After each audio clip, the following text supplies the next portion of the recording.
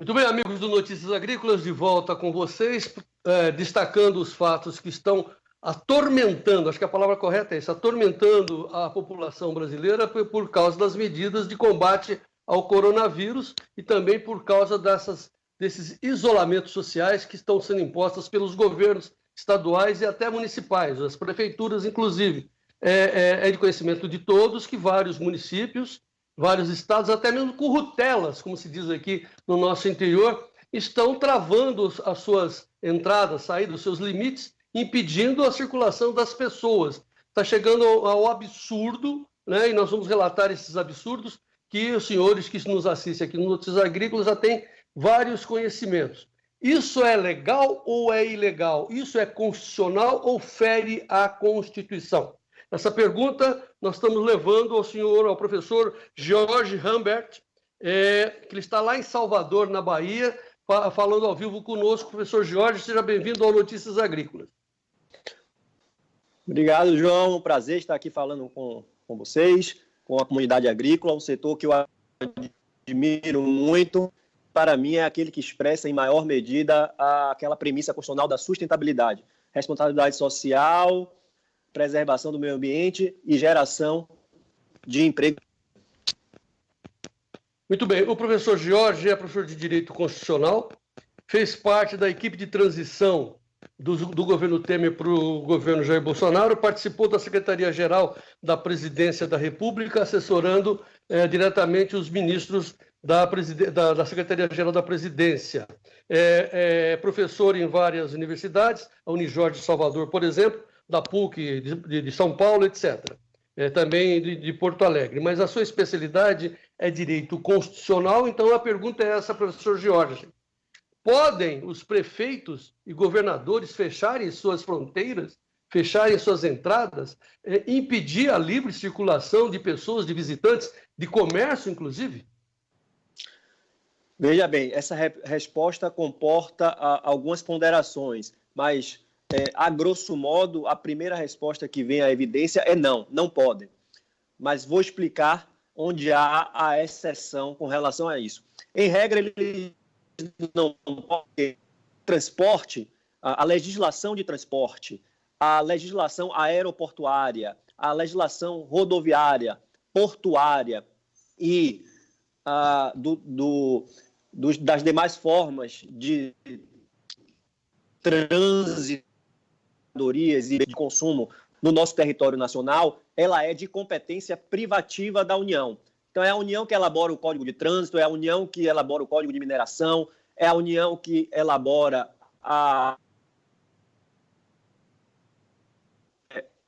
os aeroportos e possui, para poder executar essas normas, a partir da sua elaboração, as agências reguladoras e órgãos com capacidade técnica para fazer a fiscalização e aplicação das normas no exercício dessas atividades fundamentais para o funcionamento de qualquer nação. São atividades, portanto, de interesse nacional, não meramente regional ou local. E mais são atividades que asseguram a soberania nacional. Então, por essa razão, a predominância do interesse sendo nacional é a União que deve disciplinar a matéria.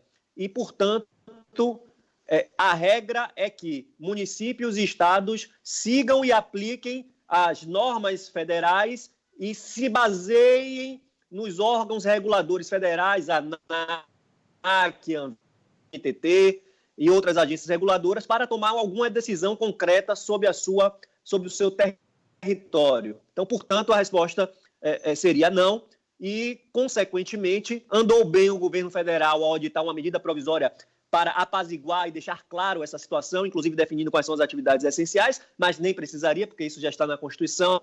Mas foi bom que, num tempo de pandemia e de decretos e portarias municipais e estaduais pululando por aí sem qualquer base constitucional, e andou mal os governadores e municípios que usurparam essa competência constitucional e, o pior, sem qualquer base técnico-científica, sem fundamento na Anvisa,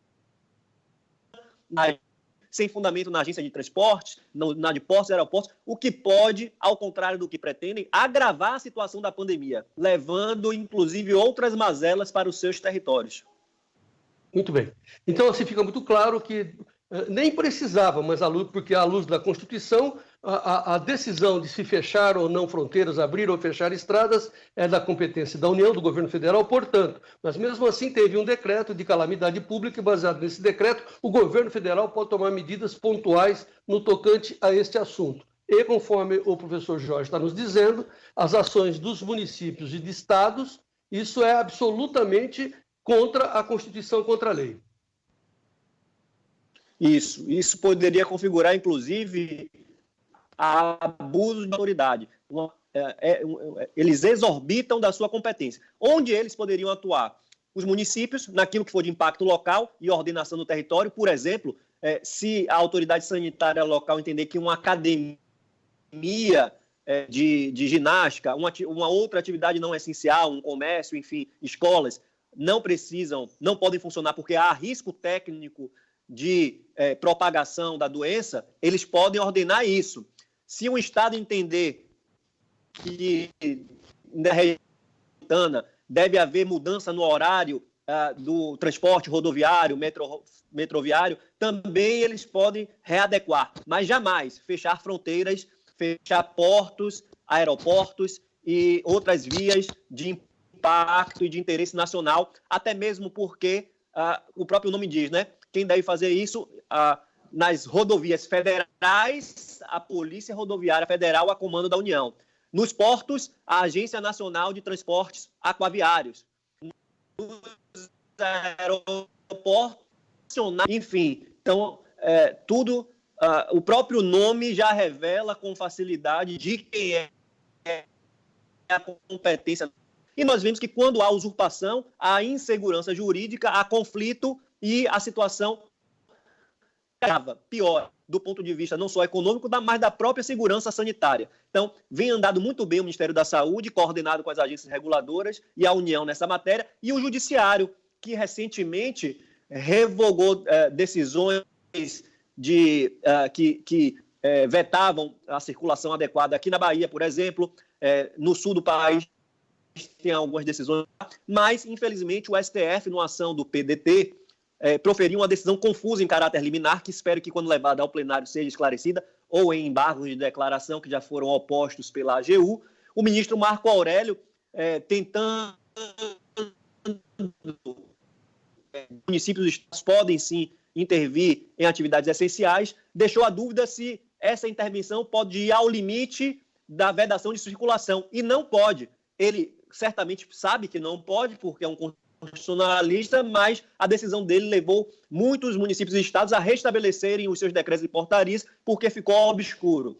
Para sanar essa obscuridade, a AGU já entrou em caráter urgente com embargo de declaração, para que ele deixe claro, vocês podem sim exercer suas competências de fiscalização, ordenação, monitoramento, naquilo que for de interesse local, naquilo que for de interesse regional, mas sem nunca prejudicar o que é de interesse nacional, muito menos a livre circulação de bens, transportes, mercadorias essenciais, e a atividade agrícola que alimenta toda uma nação e outras nações, inclusive, é essencial e não pode parar.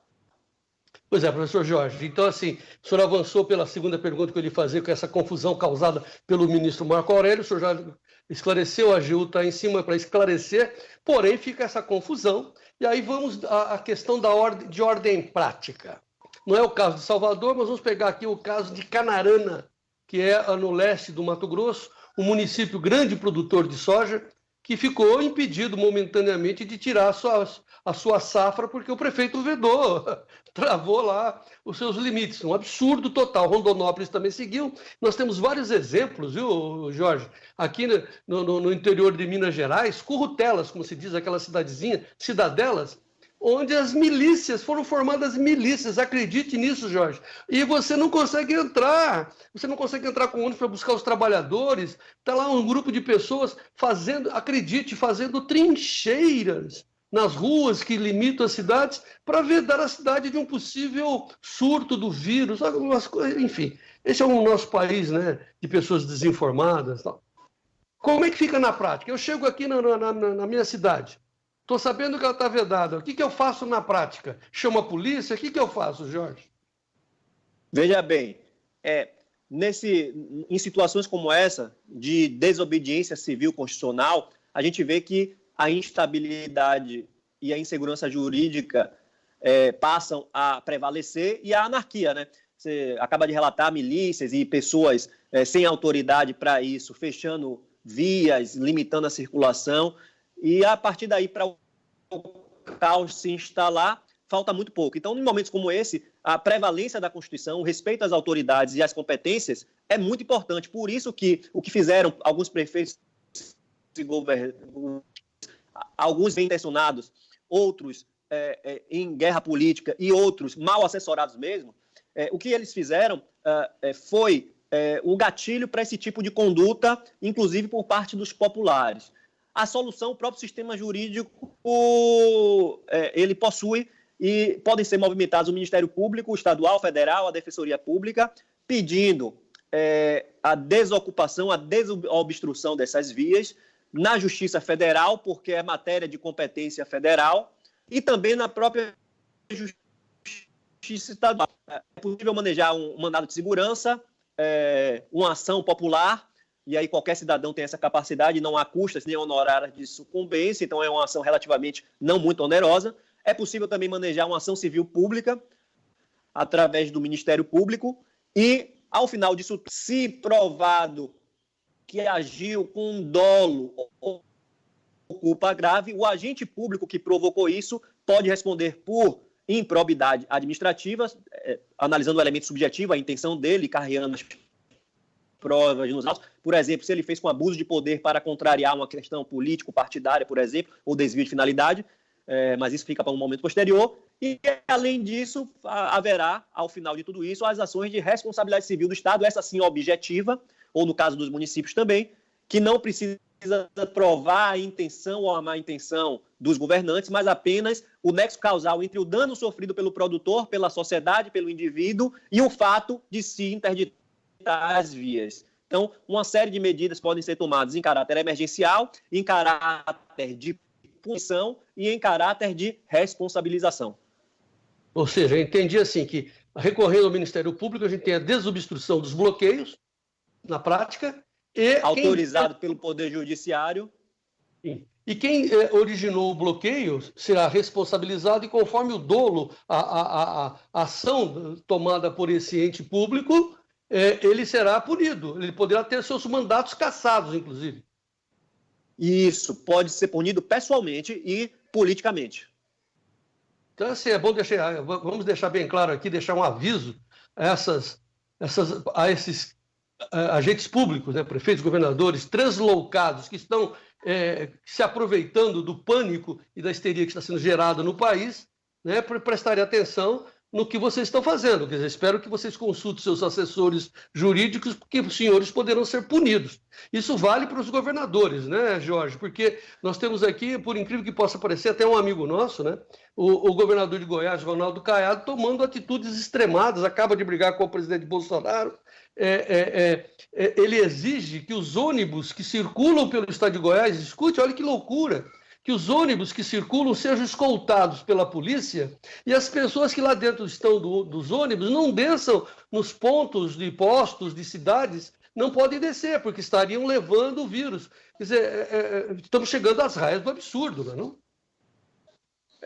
Eu confesso e vou deixar claro até, não gosto de politizar as questões, eu prefiro sempre abordar uma questão técnica. Eu passei por 3 ministros, inclusive, e me mantiveram no cargo quando eu estive no poder público, mas eu admiro muito o governador Ronaldo Caiado, acho um político que tem como a liberdade e o liberalismo e a produção como valores que ele carrega consigo, além do combate firme à corrupção e à eficiência na gestão.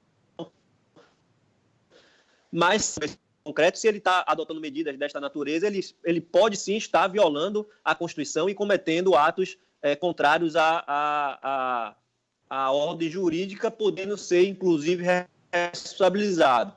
Inclusive, ele terá que demonstrar com que base técnica, não só ele, mas todo e qualquer agente público tem esse dever, que motivou determinado ato administrativo. É a teoria dos motivos determinantes. Ele fica vinculado a essa motivação. A Lei de Processo Administrativo Federal e a Lei de Processo Administrativo, inclusive do Estado de Goiás, que eu conheço muito bem, palestrei 2 vezes já aí em Goiás, em congressos, a convite da OAB e a convite do Instituto Goiano de Direito Administrativo. Então, tem que se verificar. Quero crer que essa medida que ele está adotando de tal modo restritiva, ela não seria um conflito de competência, porque seria a questão regional, o transporte regional, mas ela teria que ter um lastro de fundamento de tal modo limitador, que é técnico. Então, deve ter um laudo da Agência de Vigilância Sanitária, um laudo multidisciplinar do setor de transporte, de circulação de pessoas, da ordem econômica, enfim, e jurídico, que lastreia esse ato de forma assodado, porque violaria, em última análise, no limite, o princípio constitucional da eficiência e da moralidade na administração pública. Muito bem, estamos falando com o professor Jorge Rambert. Ele é professor de Direito Constitucional, está nos falando diretamente de Salvador. Estamos com um pequeno probleminha da transmissão da internet, é assim mesmo, está todo mundo utilizando a internet, então nós estamos com uma certa dificuldade de sintonia. Mas tudo bem, acho que certamente os nossos telespectadores estão entendendo exatamente a posição do professor Jorge e deixando claro, fazendo um resumo do que o senhor nos disse, é uma afronta à Constituição, às atitudes tomadas por governadores e prefeitos, a menos que eles sejam amparados em situações particulares dos seus municípios, na questão de saúde, etc. Exatamente. O senhor está mudando de posição, né, professor Jorge? Isso. Muito bem, mas estou ficando perto aqui do meu roteador. Então tá bom, acho que vai melhorar muito. Mas veja só, apesar das dificuldades que nós tivemos, nós compreendemos muito bem a posição constitucional, né, da legalidade e da ilegalidade desses atos de prefeitos e governadores. Por fim, eu gostaria de um depoimento seu, se for possível, como cidadão, né? Com a experiência que você tem de administração, de direito constitucional, você está em Salvador vendo essa hecatombe dupla que nos atinge, né? Primeiro é a ameaça à saúde, essa questão de sanidade por causa do coronavírus, e o outro, infelizmente, aquilo que a gente temia, que é a histeria, o medo, o pavor instalado na sociedade. Como é que você vê isso, Jorge? Veja bem, João, muito obrigado por essa oportunidade final de falar não só como cidadão, mas também ainda um pouco como professor, jurista e empresário, né? Eu sou dono de escritório, tenho funcionários, o escritório está fechado, eu estou trabalhando online, remotamente, prestando assessoria, mas meus empregados estão em casa e eu não sei até quando eu posso manter esse sistema funcionando, operando adequadamente, sem poder receber clientes, mais demandas, enfim. De todo modo, eu chamo a atenção para um ponto fundamental. É um momento que a base técnica científica e de método é fundamental para as decisões. Então, nenhuma tomada de decisão sem planejamento, sem a devida motivação técnica, sem ouvir os técnicos das agências competentes, pode ser tomada. E a União é quem está dando melhores lições nessa medida a partir do ministro Mandetta e do ministro Tarcísio e outros ministros técnicos que existem lá, que estão cercados das agências reguladoras, dos órgãos de fiscalização, de controle, de estudo, da Embrapa, enfim, devidamente preparados e equipados para a tomada de decisão. Estados e municípios devem fazer o mesmo. E aí eu tiro o exemplo aqui da Bahia. O governador do estado adotou algumas medidas, mas foi muito cauteloso. Previamente ele decretou que poderia ser requisitado, ele entendeu que deveria controlar e monitorar o aeroporto na ausência de controle por parte da Anvisa, mas ele não fez isso por decreto e por força própria. Ele foi ao judiciário, que autorizou ele fazer isso, e depois, em sede de recurso, desautorizou, e ele recorreu novamente. Essa questão está no STJ. É assim que se resolve o conflito federativo, não pela imposição da força e supressão de instância e competência. E o prefeito municipal, que baixou decretos que estão ordenando efetivamente apenas as atividades não essenciais de interesse local. O nosso prefeito proibiu o funcionamento de academias, de comércio não essencial, proibiu obras não essenciais, paralisou todas elas, manutenção e baixou uma série de medidas de orientação e educação. Acho que esse é o grande vetor.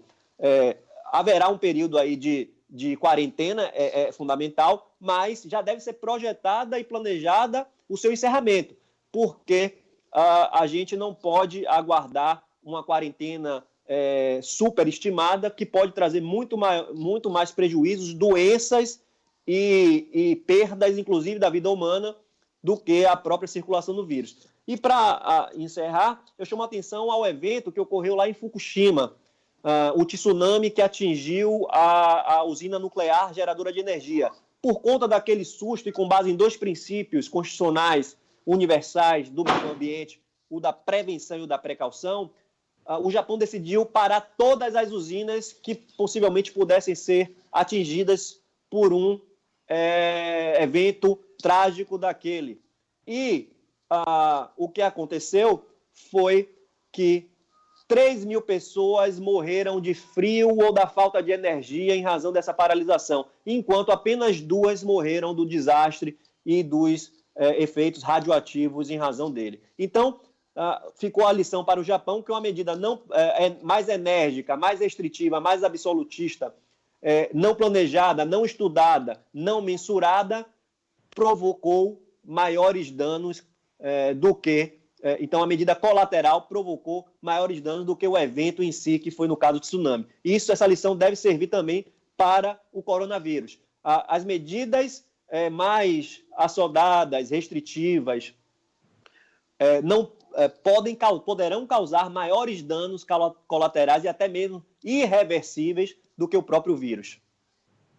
Me permite, então, uma última pergunta, professor Jorge. A gente ia encerrar mais uma. Então, essas decisões que estão sendo tomadas com base em isolamentos sociais, de fechamento de comércio não essencial, mas para mim é tudo essencial, o borracheiro é essencial, a loja que vende panos essenciais, meu Deus do céu. Enfim, esse é o embate que está acontecendo hoje na sociedade entre o governo Bolsonaro e o governo Dória aqui em São Paulo, por exemplo. Fecha ou não fecha? Esses governadores, esses prefeitos, o prefeito de Campinas começou antes do próprio governador, fechando a cidade de Campinas, imagine, uma metrópole. Eles estão baseados em leis? Eles têm esse direito, Jorge? Não, fechar a circulação da cidade, jamais. Fechar atividades essenciais, e ali no decreto há uma previsão não taxativa do que é essencial, mas em concreto é possível definir o que é essencial, caso a caso, como, por exemplo, fez o governador Dória ao se arrepender, voltar atrás e restabelecer a autorização para o funcionamento das indústrias. Por quê? Porque a indústria é essencial, força motriz do estado de São Paulo. Então, apesar de ser uma indústria que não produza determinado bem essencial no sentido mais estrito da palavra, ela é essencial no sentido amplo, porque haveria um desastre econômico gigantesco com a sua paralisação e, por outro lado, o seu funcionamento não coloca em risco grave e acentuado a população, já que as indústrias ficam isoladas. Então, é possível fazer o controle por outra forma. Então, o que é que se deve basear essas decisões no que tem a competência estados e municípios? Na razoabilidade e na proporcionalidade. A medida é razoável? Em que sentido? Ela é necessária e adequada para conter o vírus? Ela é proporcional, ou seja, a medida dela é muito mínima ou foi ao máximo que a tornou desproporcional? Então, nessas duas variáveis, o Poder Judiciário, inclusive, pode exercer o controle quando provocado para dizer, olha, o fechamento dessa indústria foi correto, mas o desta não. O fechamento desta borracharia que fica num local muito populoso foi correto, mas dessa na beira da estrada, isolada, que vai atender caminhoneiros, não. Por quê? Porque não é necessário, nem adequado, nem é proporcional fechar todas em caráter geral e abstrato. Então, é o princípio do devido processo legal em sentido substantivo que está previsto no artigo 5º da Constituição. Os atos têm que ser de razoabilidade, necessários e adequados e proporcionais, na medida em que ele atinja os objetivos que pretende e não que acabe anulando outros direitos. Enfim, temos lei, temos Constituição, temos advogados, enfim, temos juízes. E quem se sentir prejudicado tem o direito de recorrer à justiça e reverter essas decisões estúpidas, na minha opinião. Professor Jorge Rambert, muito obrigado pela sua participação, pelos seus esclarecimentos, pelo seu tempo dedicado a nós aqui no Notícias Agrícolas. Estamos sempre à sua disposição e volte sempre para nos auxiliar.